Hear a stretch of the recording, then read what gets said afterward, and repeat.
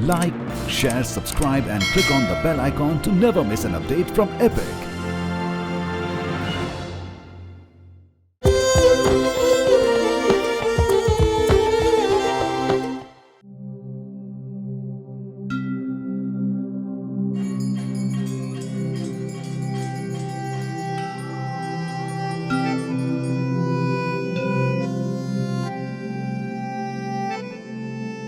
ब्रज के पनघट पे यमुना के संग बहती हैं कहानियां कृष्ण और राधा की लीला की। यहाँ के मंदिर सिर्फ एक पूजा स्थल ही नहीं बल्कि सही मायनों में घर हैं गोपाल का, जिन्हें आठों पहर का श्रृंगार और भोग चढ़ाया जाता है।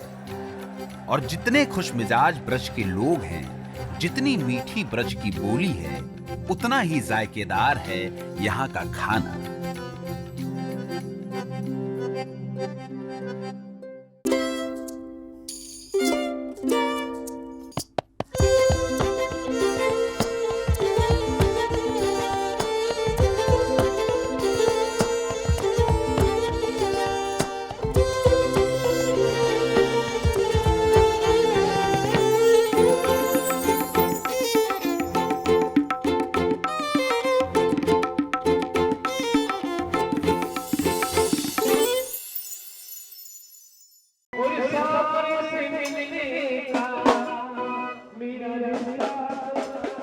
रंग और स्वाद बिखेरती ये खुशनुमा गलियां, पर्दे के पीछे से झांकते ये झरोखे और मुंह पे मुस्कान लिए यहाँ के लोग। ये कहना गलत नहीं होगा कि ब्रज सदियों से भारत की सांस्कृतिक राजधानी है, जहां से प्रेरित कला और संगीत देश के अन्य कोनों में भी देखने को मिलता है। और ब्रज में स्थित मथुरा भारत के उन 7 शहरों में से एक है जिसे मोक्षदायिनी माना जाता है। मथुरा हिंदुस्तान की सबसे पुरानी नगरियों में एक है। अयोध्या, मथुरा, माया, काशी, कांची, अवंतिका, पुरी, द्वारावती चैव सप्तैता मोक्षदायिका, जो आदमी को मोक्ष दिलाने वाले नगर गिनाए गए हैं, उनमें मथुरा एक है। उसमें उज्जैनी है, उसमें काशी है, उसमें कांची है, उसमें हरिद्वार है। मगर जो चीज़ मथुरा के बारे में सबसे महत्वपूर्ण है कि ये लगभग भारत के मर्म स्थल में है। देखिए, मथुरा वृंदावन जो भी है, ये ब्रज 84 कोस में पूरा ब्रज है, जिसमें मथुरा आध्यात्मिक नगरी और वृंदावन ब्रज की जो आध्यात्मिक श्री राधा रानी की नगरी कहा जाता है। यहाँ पर आपने देखा होगा कि यदि एक रिक्शे वाले को भी आपको संकेत करना है तो वो राधे राधे कह के हटाता है। यदि आप फ़ोन उठाते हैं तो राधे राधे कह के बोला जाता है। माना जाए तो ब्रज का इतिहास भगवान कृष्ण के समय से ही, जब से कृष्ण हुए, उन्होंने यहाँ जन्म लिया, मथुरा में जन्म लिया और ब्रज में अपनी लीलाएं की, तब से ही वृंदावन मथुरा का महत्व है। अगर ऐतिहासिक तौर पे देखा जाए तो मथुरा प्राचीन भारत के सबसे महत्वपूर्ण महानगरों में से भी एक है। मथुरा एक बहुत ही खुशहाल और समृद्ध और विशाल नगर उस समय के अनुसार था। यहाँ जो खुदाई में अवशेष मिले हैं, उसका यहाँ मथुरा स्कूल ऑफ आर्ट है। यहाँ की जो बुद्ध प्रतिमाएं हैं वो गांधार स्कूल ऑफ आर्ट से बिल्कुल मुख्तलिफ हैं। वो हिंदुस्तान के और इलाकों में मिलने वाली बुद्ध की प्रतिमाओं से बिल्कुल भिन्न है। तो मथुरा एक सांस्कृतिक केंद्र था, कला का केंद्र था, और जाहिर है जहाँ व्यापार पनपता है, लोग संपन्न होते हैं, वहाँ खाना पीना क्रमशः नफीस होता जाता है। तो मथुरा का उल्लेख हमें चीनी यात्रियों के वृत्तांत में मिलता है। यहाँ पढ़ाई लिखाई होती थी, ये शिक्षा का केंद्र था, व्यापार का केंद्र था, और ये उल्लेख हमको निरंतर मिलते रहते हैं बाद की सदियों में भी। ब्रज के इन घाट और गलियों में, यहाँ के मंदिरों और चित्रों में कृष्ण भक्ति की रूह देखने को मिलती है। और लाजिमी है कि जिस जगह को कृष्ण की जन्मभूमि माना जाए, उस जगह का खाना भी कृष्ण की कहानियों से जुड़ा होगा। ब्रज के साथ जुड़ी हैं यादें कृष्ण की, और खाने की यादें भी कृष्ण के साथ जुड़ी हैं। एक बड़ा पुराना वो सूरदास का गीत है कि मैया मोरी मैं नहीं माखन खायो। कहानी कुछ यूँ है कि कृष्ण एक दिन अपने ग्वाल बाल के संग बाहर गए, पास पड़ोस में वो मक्खन चुराते रहते थे, उन्होंने मक्खन मिश्री चुरा कर खा लिया।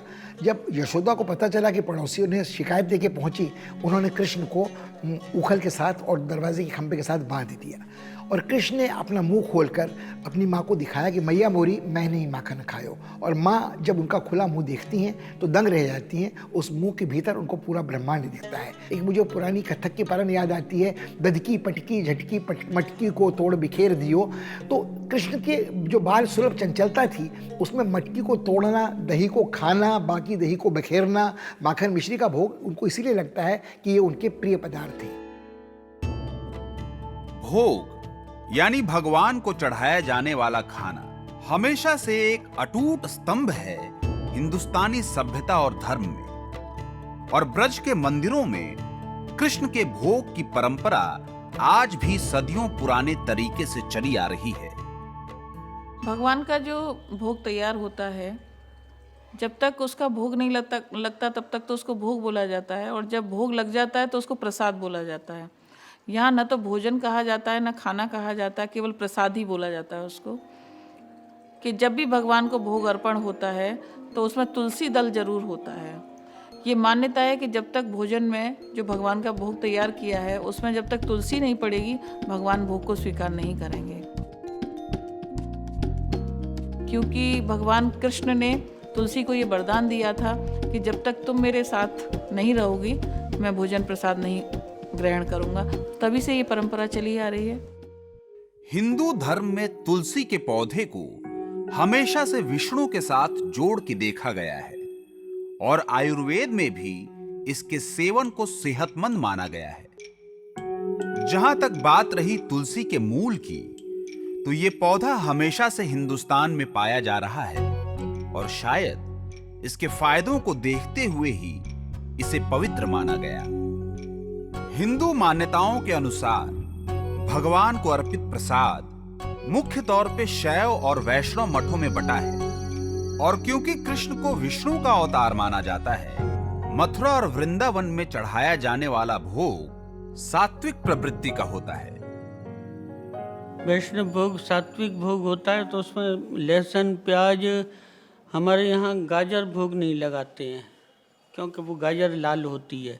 टमाटर भोग नहीं लगाते हैं क्योंकि टमाटर भी लाल होता है। तो लाल होता है तो लाल के लिए कहा जाता है कि ये तामसी पदार्थ हैं, तो उनका भोग नहीं लगता है। और जहां तक बात रही श्री कृष्ण के भोग की, तो रोजमर्रा के भोग के अलावा एकादशी, जन्माष्टमी और दिवाली के अगले दिन कृष्ण को 56 पकवानों का भोग अर्पित किया जाता है।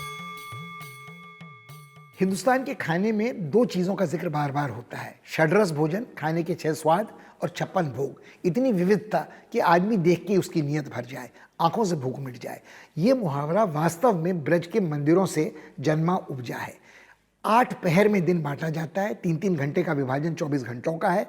हर प्रहर में, जिसे प्रहरी चौकीदारी करते हैं किले की दीवारों पर, उसी तरह पहरेदारी की अवधि बदलती है पुजारियों की और सेवकों की। और हर पहर में देवता का नया श्रृंगार होता है, देवता का नया भोग होता है। ब्रज के मंदिरों में, वो द्वारकाधीश का हो, बाल गोपाल का हो, वहाँ ये मज़ेदार बात है कि हर रोज़ ये होता है। तो 7 दिन का हफ्ता है, 8 दिन का पहर है, 7 × 8 56 भोग लगते ही लगते हैं। चाहे वो ब्रज हो या गुजरात और उड़ीसा में द्वारिकाधीश और जगन्नाथ का मंदिर, 56 भोग की परंपरा हर कृष्ण मंदिर में पाई जाती है। और इस भोग की शुरुआत से जुड़ी है कृष्ण और ब्रजवासियों की एक कहानी। एक दिन इंद्र ने गुस्से में ब्रजवासियों पे लगातार मूसलाधार बारिश का प्रकोप ढाया। ब्रज के लोगों को इस बारिश से बचाने के लिए श्री कृष्ण ने गोवर्धन पर्वत अपनी छोटी उंगली पे उठा लिया। 7 दिन लगातार बिना कुछ खाए पिए कृष्ण ने ब्रजवासियों को गोवर्धन के नीचे आसरा दिया। और बारिश थम जाने के बाद ब्रज के लोगों ने कृष्ण का शुक्रिया अदा करने के लिए उन्हें 7 दिन के 8 पहर का भोग चढ़ाया। तो 7 8 56 करने से शुरू हुआ कृष्ण का ये 56 भोग। कृष्ण ने गोवर्धन पर्वत को अपनी छोटी अंगुली पर उठाया और सारे ब्रजवासियों ने उसके नीचे शरण ली। और कहानी के दिन बदलते हैं, कोई कहता है 40 दिन, कोई कहता है महीने भर से कुछ ऊपर। वो लोग उस छाता के नीचे खड़े रहे, उन्हें भूख भी लगती थी, खाना भी खाना था। तो कृष्ण ने उस पर्वत पर जो कुछ उगता था उसी से उनका भरण पोषण किया। उसकी याद में आज भी दिवाली के दूसरे दिन एक अन्नकूट की सब्जी बनती है जो गोवर्धन पूजा के साथ होती है, जिसमें आज सब तरह की सब्जियों का मिश्रण होता है। कुछ लोग आलू भी मिला देते हैं, मगर तब आलू नहीं था, तो उसमें पिंडालुक था, रक्तालू था, तरह तरह के शाक थे, वनस्पतियाँ थीं, और ये अपने आप में एक षड्रस वाली सब्जी होती है जो बड़ी मज़ेदार है। अन्नकूट की सब्जी से जुड़ी इस कहानी का एक और पहलू भी है।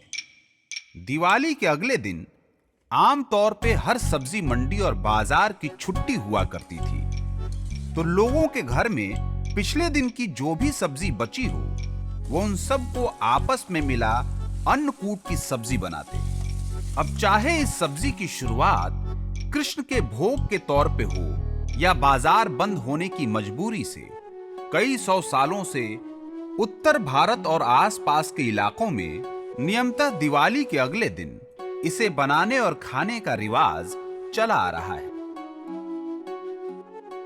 ब्रज की ये गलियां घर मानी जाती हैं कृष्ण का, और भले ही मंदिरों में कृष्ण को 56 किस्म के पकवान चढ़ाए जाएं, मगर गोकुल की कहानियों में कृष्ण का प्रेम जितना राधा के लिए है, उनको उतना ही शौक दूध, दही और मक्खन का भी है।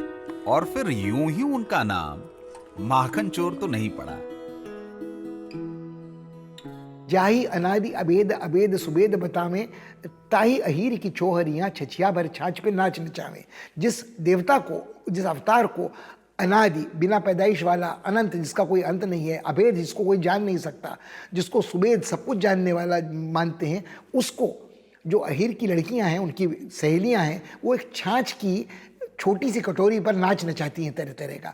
तो कृष्ण के साथ, उनकी बाल लीला के साथ खाना पीना, खासकर दूध, दही, माखन, मिश्री जुड़ा हुआ है। गोपाल नाम जो कृष्ण का है, उसका अर्थ ही ये है कि वो गायों को चराने ले जाते थे, ग्वाले थे, और आज तक उनके वंशज यादव अपने को गायों का सेवक मानते हैं। तो गोपाल कहिए, गोविंद कहिए, इन दोनों शब्दों का अर्थ सीधे सीधे गोधन तक जाता है। दूध और मक्खन का सेवन हमेशा से ही हमारी संस्कृति और धर्म में पाया गया है। 3500 साल से भी ज्यादा पुराने ऋग्वेद में भी दूध, घी और मक्खन का जिक्र मिलता है, यज्ञ में डलने वाली आहुति और सात्विक भोजन के तौर पे।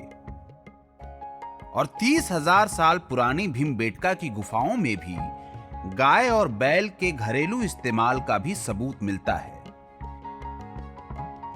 इसी दूध, दही, घी, शहद और चीनी को मिला बनता है पंचामृत, जो वैष्णव भोग का एक अभिन्न अंग है।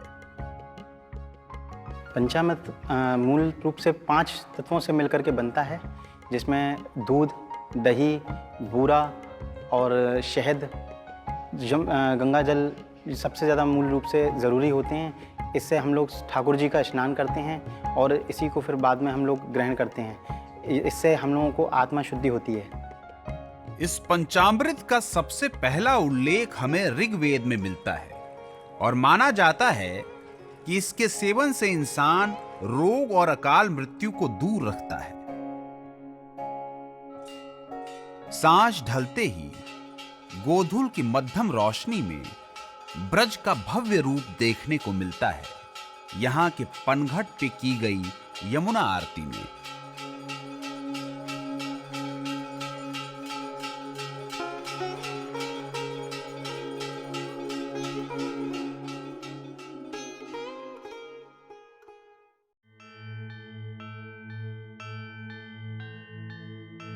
कृष्ण की नगरी मथुरा में जितने प्रसिद्ध यहाँ के पनघट और मंदिर हैं, उतने ही मशहूर हैं मथुरा के पेड़े।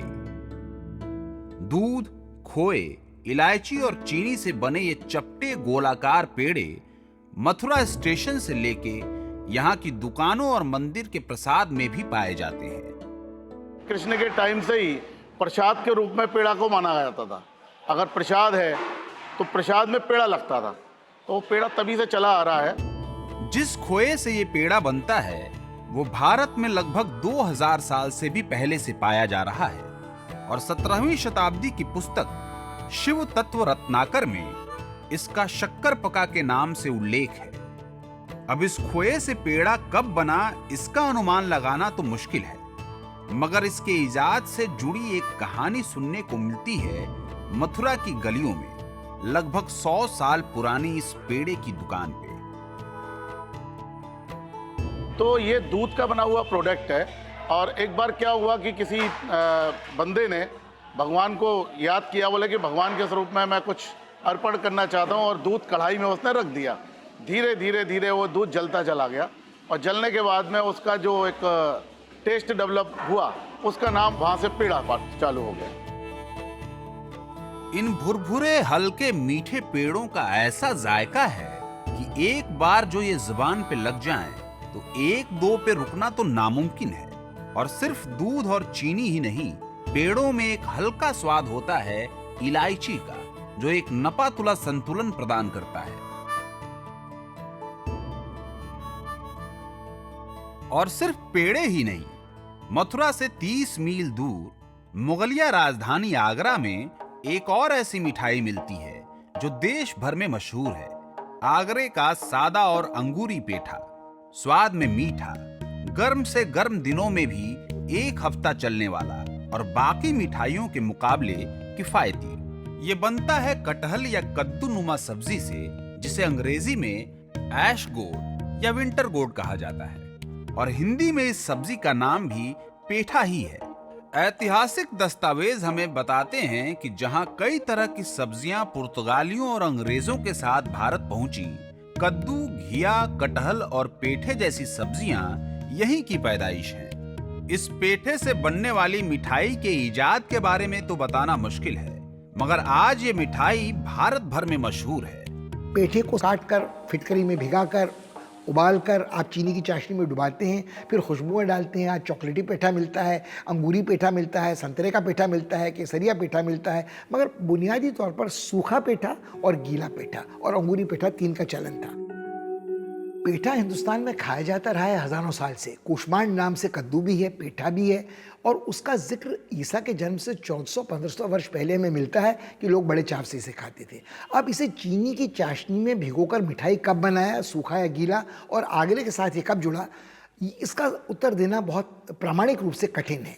मगर मुझे लगता है जो बात समझ में आती है कि जब आगरा में अंग्रेज़ पहुँचे और आगरा यूनाइटेड प्रोविंसेस की राजधानी बना और रेलगाड़ियाँ यहाँ पहुँची, तो उस रेलगाड़ियों के सफ़र में जब सुस्त रेलगाड़ियाँ चलती थी, कैंट या जंक्शन बनने के बाद लोगों को ज़रूरत महसूस हुई ऐसे खाने की, ऐसी मिठाई की जिसकी शेल्फ लाइफ ज़्यादा हो। तो वो पूरी वाले चमनलाल जी हों कैंट स्टेशन के बगल वाले, या बेलनगंज के पराठे वाले हों, पुरखे राम बाबू पराठा भंडार वालों के, वो ये थे कि वो पक्का खाना बेचते थे जो बिना छुआछूत का परहेज विचार किए यात्री अपने संग ले जा सकते थे और रेल में ख़राब नहीं होता था। पूरी आपने अचार के साथ खा ली, सूखा पेठा खा के अपनी मिठास की तलब पूरी कर ली। तो उस ज़माने से मुझे लगता है कि पेठे की मिठाई आगरे के साथ जुड़ी है और अब ब्रिज तक पहुंची। चाहे वो आगरा का पेठा हो या मथुरा का पेड़ा, एक बात तो माननी पड़ेगी, 21वीं सदी में ये दोनों मिठाइयां अपने अपने शहरों का राजदूत बन सारे देश में इनका जायका फैला रही हैं।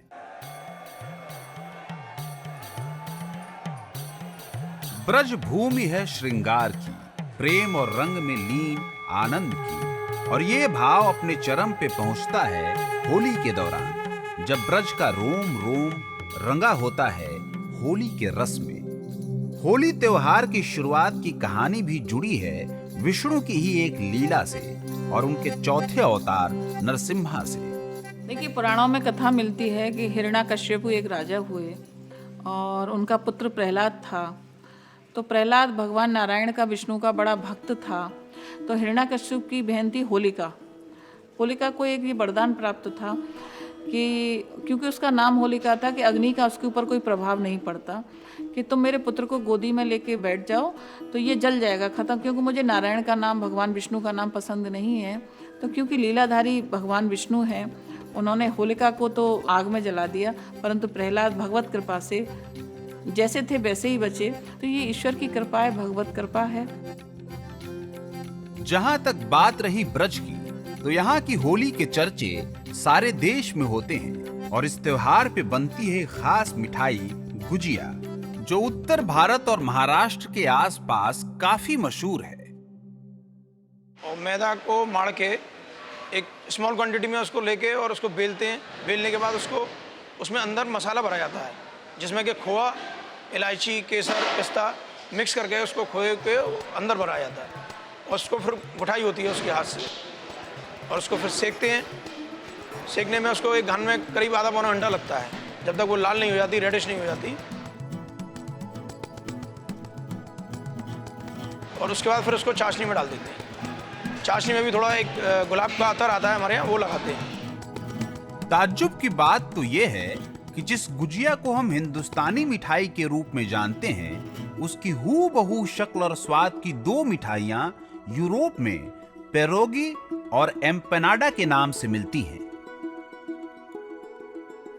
इस कहानी का एक दिलचस्प छोर यह भी है कि एम्पनाडा की शुरुआत खुद समोसे से हुई थी, जब स्पेन में मूरिश लोग आ बसे। काफी दिलचस्प है हमारा खाना।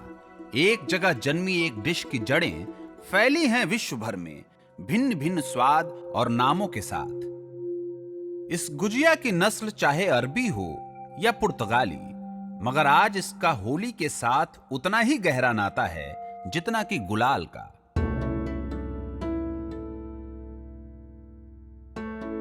ब्रज के ये गुलजार घाट और मंदिर हर लम्हा कृष्ण की लीला याद दिलाते हैं।